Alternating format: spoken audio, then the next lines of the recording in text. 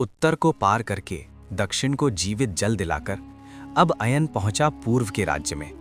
एक ऐसा हिस्सा जिसके बारे में लोगों की जुबान पर सिर्फ एक ही बात थी, पूर्व में जो जाता है वो वापस तो आता है पर खामोश हो जाता है। ये बात अयन के भीतर अजीब सी बेचैनी भर गई। पूर्व की सीमा में कदम रखते ही उसने देखा, यहाँ ना बाढ़ है ना सूखा, धरती उपजाऊ है, नदी शांत है, पेड़ हरे भरे। फिर भी हवा में गहरी दबी हुई दहशत महसूस हो रही थी।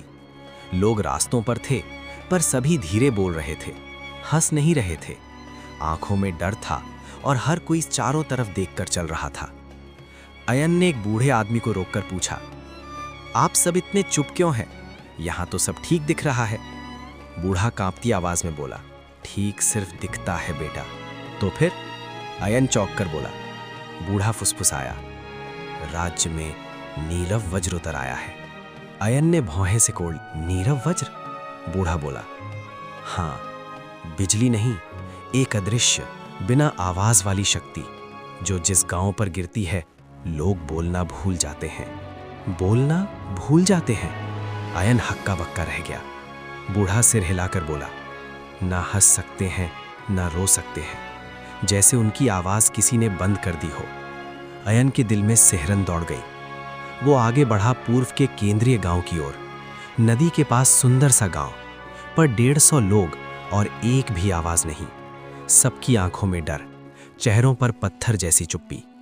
अयन एक बच्चे के पास बैठकर बोला, क्या हुआ बेटा, कोई बोलता क्यों नहीं? बच्चे ने धीरे से उंगली उठाकर आसमान की ओर इशारा किया।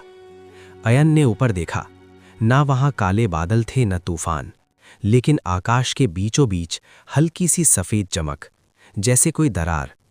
तभी पास की एक बूढ़ी औरत ने कांपते हाथों से कागज पर लिखा, यही रोशनी लाती है नीरव वज्र। अयन समझ गया, ये संकट प्रकृति का नहीं, किसी अज्ञात शक्ति का है। रात हुई, पूरे आसमान में अचानक तनाव सा महसूस हुआ, मानो कोई आकाश को अंदर से खींच रहा हो। और फिर धड़ाम, पर बिना आवाज के, एक विशाल सफेद रोशनी का तूफान गांव की ओर उतर आया। अयन चिल्लाया, सब घरों में जाओ जल्दी। लेकिन कोई आवाज नहीं, सब बस भय से उसे देखते रहे। अयन ने अपनी तलवार जमीन में गाड़ दी। जैसे ही सफेद लहर उसकी ओर आई, तलवार से सुनहरी चमक उठी, राजवंश की शक्ति, जिसे उसने पहले कभी नहीं बुलाया था। रोशनी बनाम रोशनी, एक अदृश्य युद्ध शुरू हो गया। गांव के ऊपर चिंगारियों की चमक, पर अब भी कोई आवाज नहीं।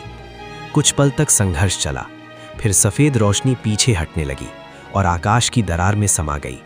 शांति लौट आई। धीरे धीरे लोगों की आवाज वापस आने लगी। पहले फुसफुसाहट, फिर सामान्य बोल। एक औरत रोते हुए अयन को गले लगाकर बोली, हम बच गए बेटा, अगर तुम नहीं आते तो हम हमेशा के लिए खामोश हो जाते।